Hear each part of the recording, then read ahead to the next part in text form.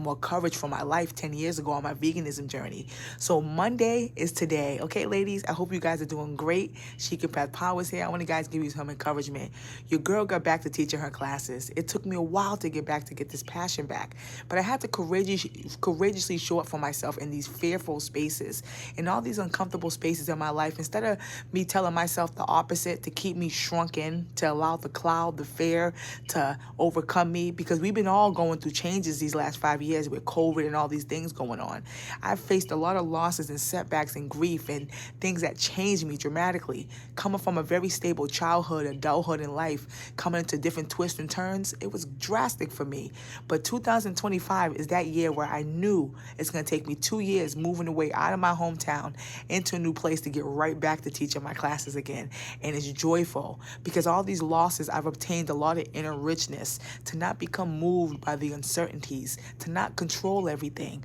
Patience, listening to my spirit, looking at the signs, and courageously speaking up in every season of my life, knowing I can speak up courageously, knowing I can get what I want courageously, knowing that money is not my value to speak up and be courageous in my life, knowing that even at my lowest of homelessness and that domestic violence relationship and going to jail, that I still spoke up for myself. I still had authority and self-reliance, is why today's topic is courage. Ladies who out there trying to push these emotional blockages, try to get out of that fear, and you want to really pursue those things in your heart, but something's stopping you.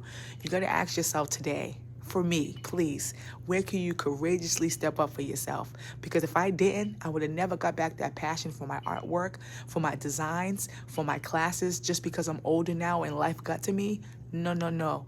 Ask yourself today for me, ladies, just like I did, for me to get out of those suicidal thoughts, for me to get out of that darkness that was in me from the domestic violence trauma. Where can you courageously show up to start pursuing those things you keep putting on hold? Because I didn't let that defeat me. I got back to teaching those things and doing the things that give me joy, taking the classes. Today's discussion is day 1 of my 4 series of courageously, continuously, contently, and confidently showing up for yourself in life's toughest seasons. See, we've been programmed to keep things in our lives for too long, and this is where we don't courageously show up. Re-educating myself, reading, getting back to those things that always made me feel rich, because I courageously showed up for myself and didn't let the trauma, the changes, transitions take me out. Instead, I looked at the signs and the messages and asked myself, what is God sending me? What can I learn from this? And what can I take from this? And not let myself get so defeated where I forget those dreams and aspirations I've always had for myself beyond all these things I've been going through.